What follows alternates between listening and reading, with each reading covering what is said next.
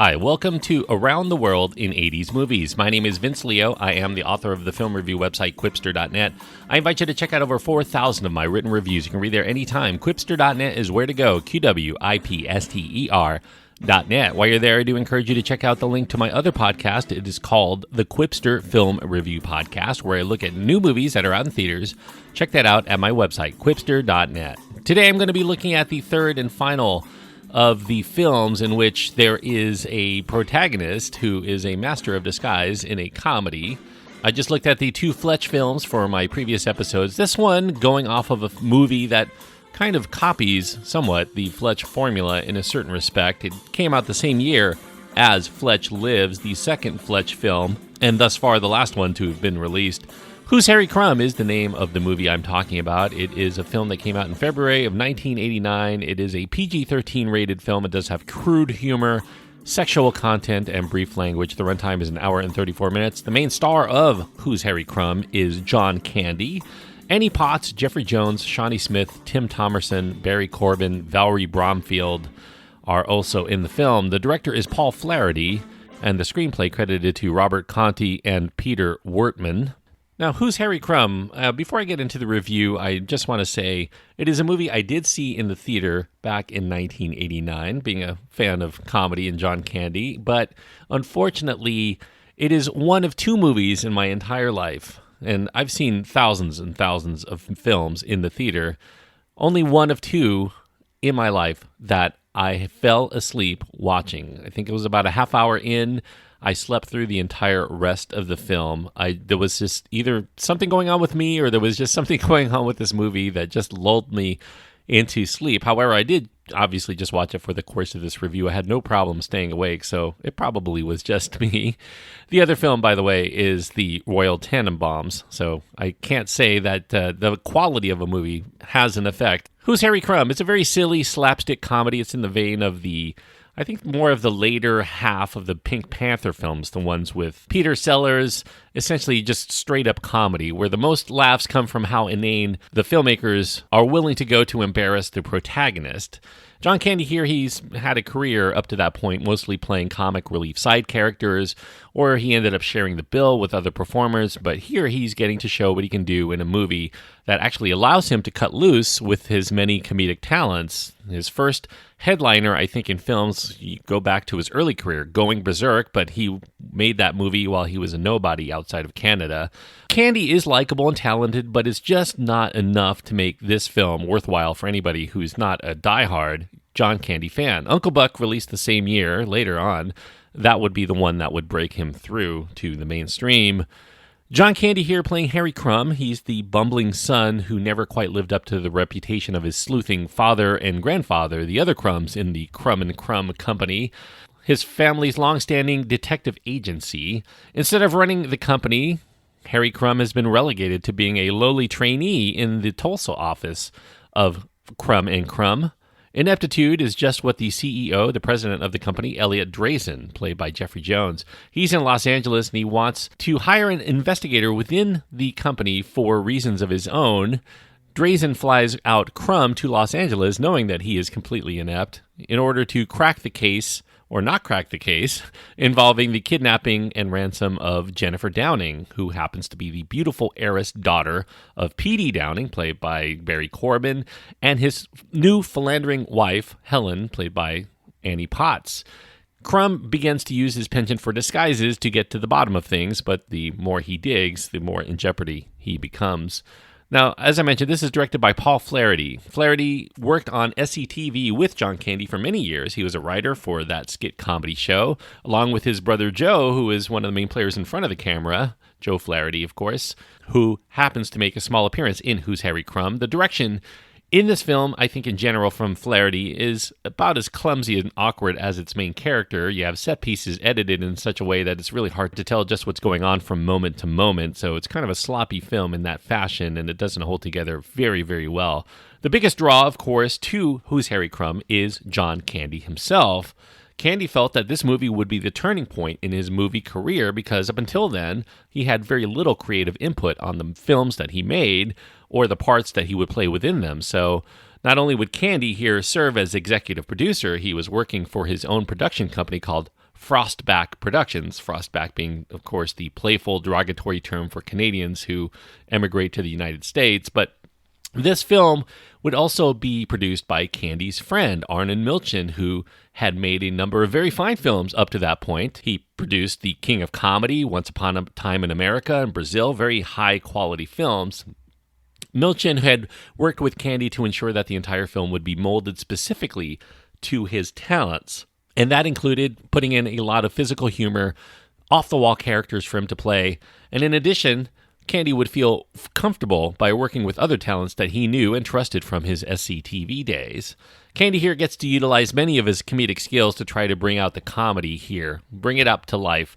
Plenty of physical comedies on display throughout. Some of it's quite funny, such as when the klutzy Crumb gets his tie caught into this industrial shredder that he tries desperately to get out before anybody sees him. Candy gets to don a variety of disguises and put on some very interesting accents, although like many comedies of the 1980s, some viewers might actually see these as examples of the cultural and ethnic insensitivity of Hollywood in the era. I mean, it's not a movie that probably would get away with some of this stuff today, for sure. Now, while Candy's sweet-natured humanity does come out underneath all of those characterizations, I think his main character is written as decidedly one-dimensional, and that forces the big guy to mug desperately for each forced laugh. Some of the jokes and the plot points, they make very little sense here. For instance, we only learn early on that Draisen is the one responsible for the ransom request, and he's hoping to use the collected money to lure the gold-digging Helen to his amorous schemes, but he is also shown to have this priceless 90-million-year-old pterodactyl egg in his possession that he keeps on his desk in such a way that Crumb nearly breaks it several times before, obviously, he actually does. Now, if he sold that egg, that was sure to break at some point, any point. All of this probably could have been avoided because he would have had the money right there. There's another sequence involving this air duct that happens to be big enough for someone the size of John Candy to crawl around comfortably in, but air conditioning is also powerful enough to shoot someone the size of John Candy through and out of the building. Seems hard to believe here, but you kind of go with the flow for the sake of the comedy. The Candy here is surrounded by a very fine supporting cast, I would say, all very appealing in their respective roles. I think the problem comes from the script itself, from Robert Conte and Peter Martin Wertman. Annie Potts does, I think, manage to give the best performance outside of Candy. She's playing the part of the scheming gold digger wife and giving it her sex pot all. She's very appealing in this role.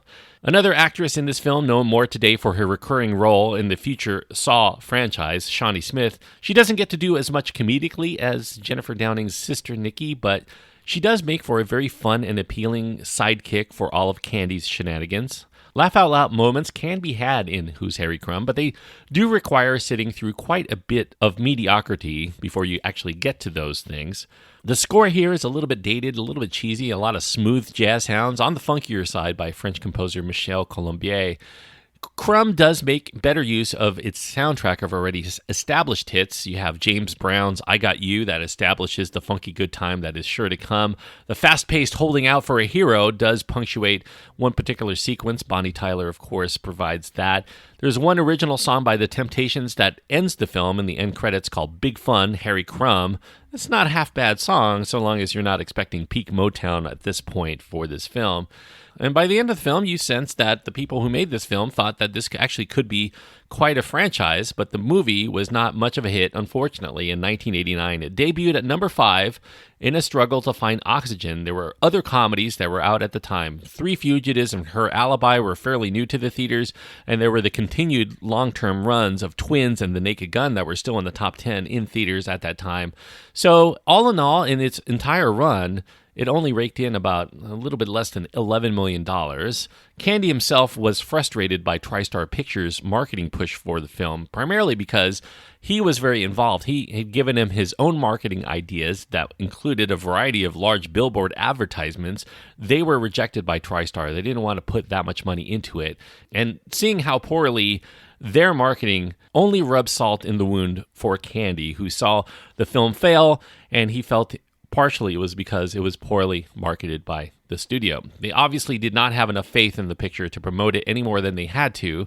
Now, I'm uncertain of what the actual budget for Who's Harry Crumb ends up being. It was shot in Vancouver, which was saving the film some money in taxes, so maybe it didn't take a big bath, although they ended up having to do such things as pay for palm trees to be imported to give Vancouver at least the semblance of a Southern California vibe. Reportedly, there were some problems there with the weather. It was one of the rainiest periods in Vancouver in many, many, many years. Attempting to emulate the sunny California weather was even more trying because they had to wait for a lot of that bad weather to pass, and that caused a lot of delays in the production. Now, the appeal of Who's Harry Crumb as a film will largely be limited to just diehard fans of John Candy. So if you are that, you probably have seen this, and maybe you've seen it multiple times, and you probably find it very appealing because Candy gets to strut his stuff throughout. And maybe it's got some smaller appeal for those who just snicker at really dumb slapstick. I know that when I was growing up, my mother would probably have loved this movie, but otherwise it feels a little bit too familiar after several better films starring the likes of Peter Sellers as Inspector Clouseau. That's iconic there. The funnier interpretation of this formula that I just talked about in the previous episode, Chevy Chase in Fletch of 1985, I think was very much a good representation of how to do this film right. Candy is a much better comedian and actor than this film would suggest, and it does continue to showcase that he's good at playing fairly zany characters, as he would so often do on SCTV. Nevertheless, The Naked Gun was, as I mentioned, still out in theaters at the time, and it did most of this in terms of the inept detective much better and in a funnier fashion, and it was still out in theaters, and I think watching that for a second or third or fourth time still yielded more laughs than watching Who's Harry Crumb for the first time. So for all of that, as much as I really like John Candy, I cannot recommend this film outside of his biggest fans. So 2 stars is the best I can give Who's Harry Crumb. 2 stars on my scale means that it is lacking something vital that keeps it from being a film I could recommend to most people, and that thing it's lacking is anything other than giving John Candy more free reign. The plot is not interesting, and there's just not enough funny moments to carry the giddiness all the way through the film. It's funny in spots, but not enough of those spots are there for me to recommend the film as a whole. So it's a misfire in many respects. So 2 stars is the best I can give Who's Harry Crumb. Well, that concludes our look at the films in which there is a master of disguise in a comedy in the 1980s. But as far as what I'm going to be talking about next week, well, I'm going to spin off from this film. I'm going to be talking about another movie that actually has a detective, just like Who's Harry Crumb, who is a master of disguise. In fact, the most famous of all master of disguise characters, played by Peter Sellers. I mentioned him earlier. This one is from the 1980s, even though this is a series that continued from, at least it started back in the 1960s, and it is the 7th film in the Pink Panther series, and the first one following Peter Sellers' death, consisting mostly of deleted scenes from his previous films. It is Trail of the Pink Panther from 1982, and that will be my discussion for next week. So check out Trail of the Pink Panther if you want to keep up with the movies before I get to the reviews. Until next time, thanks everyone for joining me on this trip around the world in 80s movies.